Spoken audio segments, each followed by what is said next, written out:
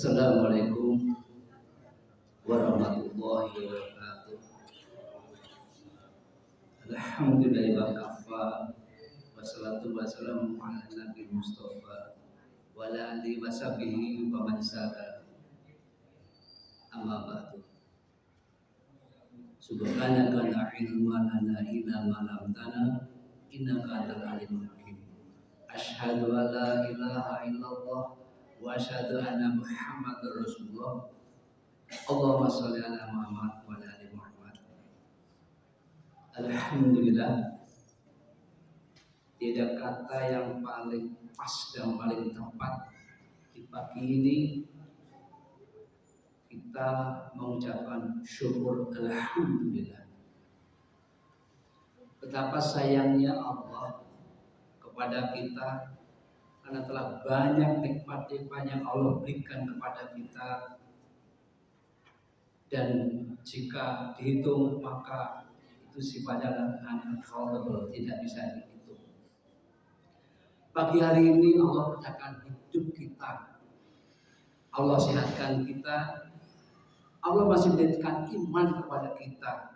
Semoga Allah Jalla wa'ala memberikan sikap istiqomah kepada kita, dan kelak Allah mematikan kita dalam kondisi husnul khotimah. Ikhwan fillah rahimakumullah. Hari ini hari Sabtu, hari pertama di bulan Ramadan. Oleh karena itu ada penegasan-penegasan oleh Rasulullah SAW berkaitan dengan Ramadan. Dan itu ada di dua hadis yang sifatnya riwayat diriwayatkan muttafaqun alaih, dan satu adalah hadis Bukhari. Tiga-tiganya redaksi awalnya sama. Man shoma Ramadan, kemudian man qoma Ramadan, dan yang ketiga man qoma Lailatul Qadar. Tiga-tiganya sama. Tetapi belakangnya justru malah lebih tegas lagi. Imanan wa ihtisaban ghafirullah matokat tamna min dzanbi. Begitu juga di hadis yang kedua dan ketiga. Imanan wahtisaban ghafirullah ma taqaddama min dzanbi. Bahwa ketika ada hal ini diulangi berkali-kali, artinya itu ada sesuatu yang paling harus kita amati. Di kesempatan waktu yang berbeda inilah beliau Rasulullah SAW mengingatkan kita semua bahwa di Ramadan ini ada tiga kesempatan yang harus kita lakukan dengan baik dan benar. Salah satunya adalah imanan wahtisaban. Iman dan wahtisaban, berharap akan apa? Ghafirullah, Allah mengampuni kita. Ma taqaddama min dzanbi, agar apa? Agar kita diberi ampun setahun yang lalu. Masya Allah, bapak-bapak, ibu-ibu, 1 tahun. Berapa kali kita bermaksiat kepada Allah? Mungkin banyak yang lupa. Berapa kali kita tidak puasa, berapa kali tidak melakukan hal yang baik. Tidak bisa. Dan Allah tahu.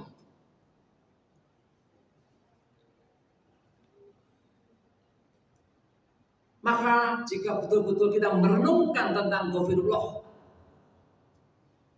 betapa Allah sayang kepada orang-orang yang gemar melakukan ketaatan di bulan Ramadan, termasuk kita ini, insya Allah.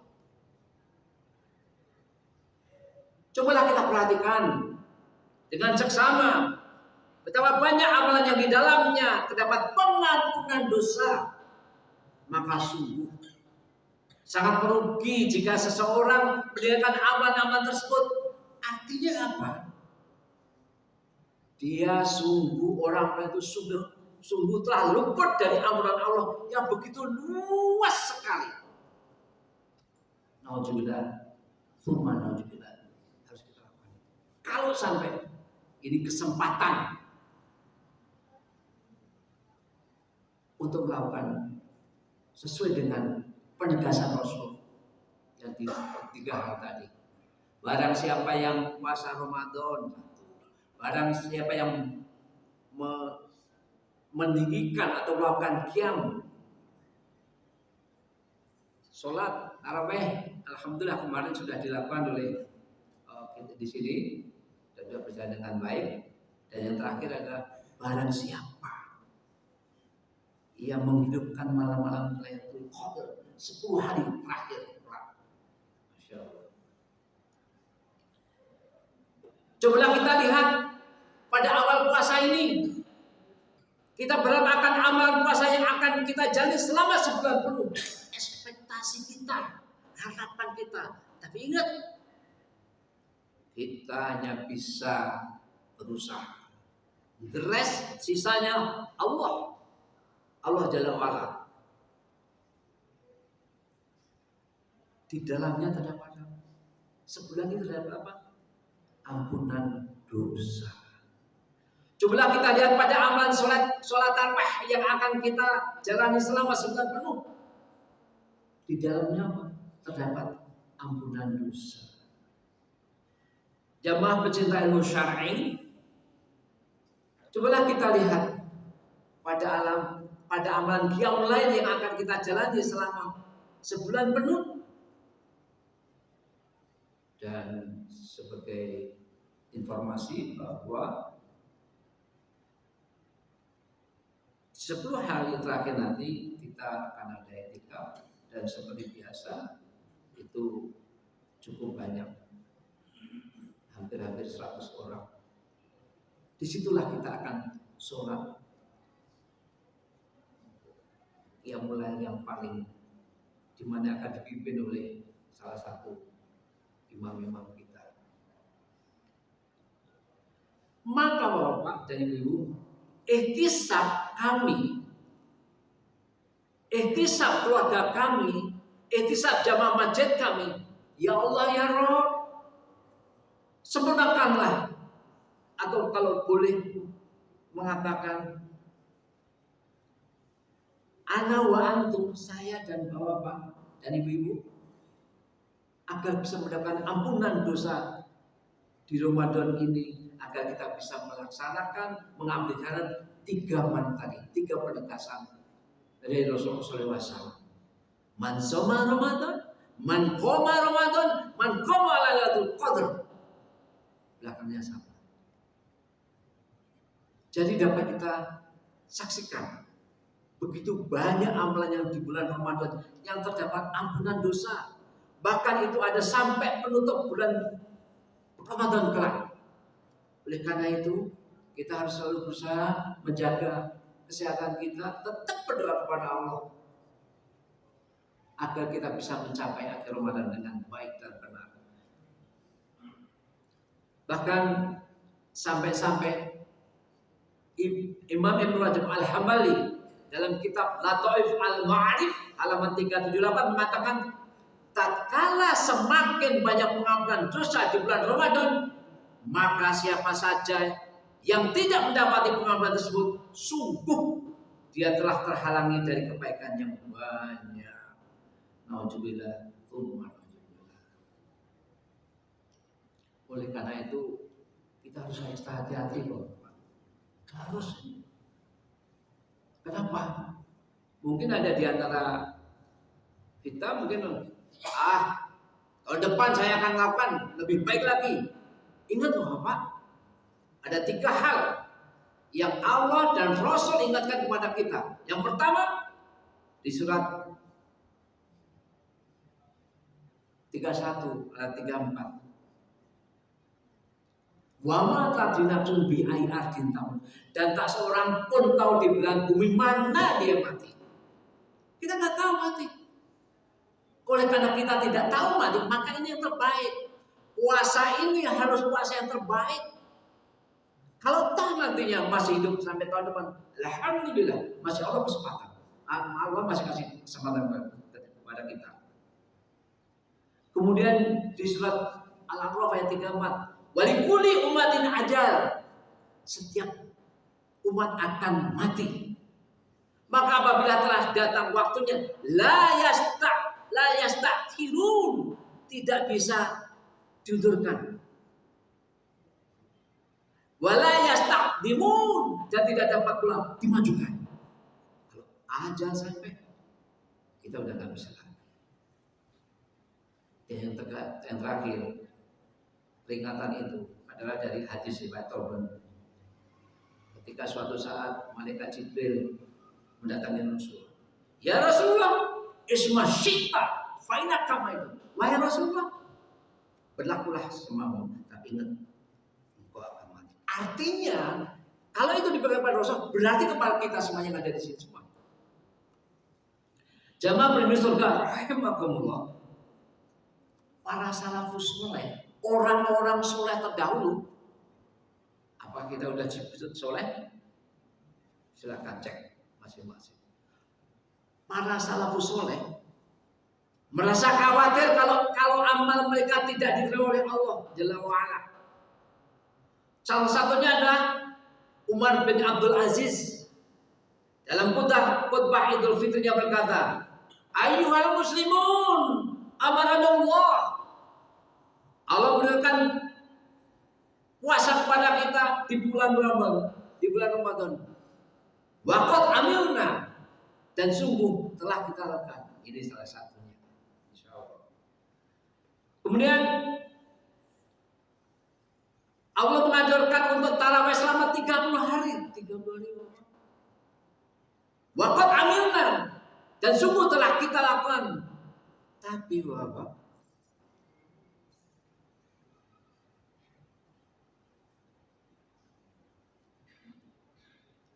apakah puasa kita? Apakah sholat fardu kita? Apakah bacaan Al-Quran kita? Apakah infak kita? Dan lain-lain telah Allah terima?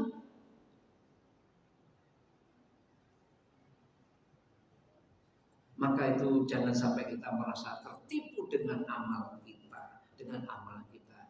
Jangan merasa kita hadir di 10 malam terakhir kelak, lalu kita merasa bersih, lalu kemudian merasa kita udah putih, terus kita merasa tinggi. No, tidak sama sekali. Boleh jadi Bapak dan Ibu-ibu, putih itu nanah yang keluar dari luka-luka kita. Boleh jadi kita merasa tinggi, tapi pijakan dengan Allah Subhanahu wa taala tengah terbakar dengan riak. Dan yang kita lakukan, kita tidak tahu semuanya. Kapan bisa tahunya? Apakah puasa kita diterima? Apakah infak kita diterima? Setelah Ramadan tentunya. Ikhwatul iman rahimakumullah. Ali bin Abi Thalib mengatakan, mereka para salaf begitu berharap agar amalan-amalan mereka diterima daripada banyak beramal. Maksudnya apa? Salaf itu berharap seperti itu, berharap amalan itu diterima. Tapi apalagi yang menentukan Allah. Apalagi bahwa puasa. Kalau yang namanya infak, bapak-bapak cemplungin itu 10 sampai 1000 misalnya.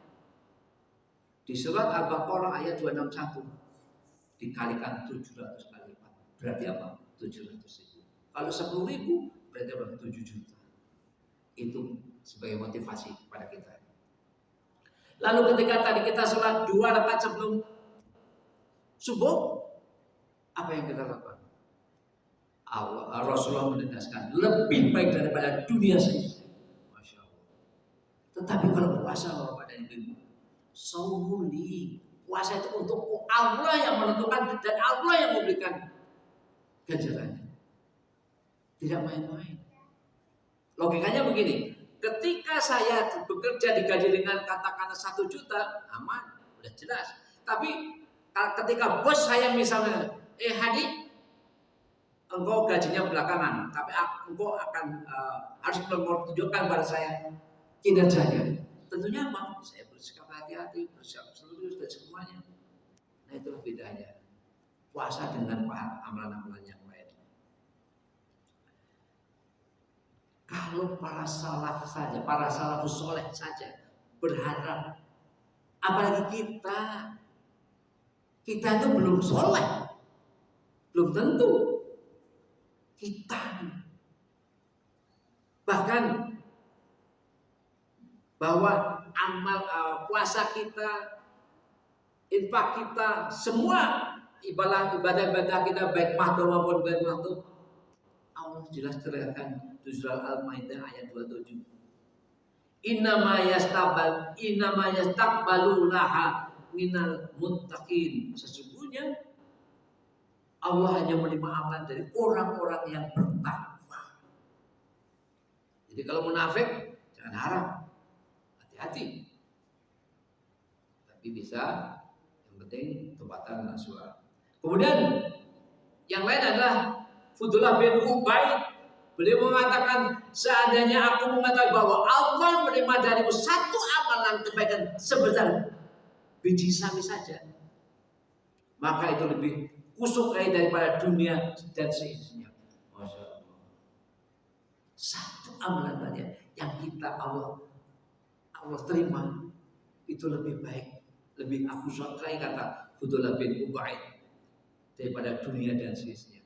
Artinya betapa hebat amalan di bulan Ramadan ini. Kemudian mumpung masih baru pertama atau hari ini pertama kali ini, mari kita lakukan dengan serius.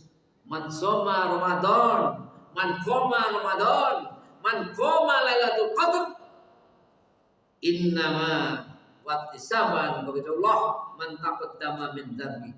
Karena iman dan mencari pahala, maka dosa-dosanya yang telah lalu diampuni.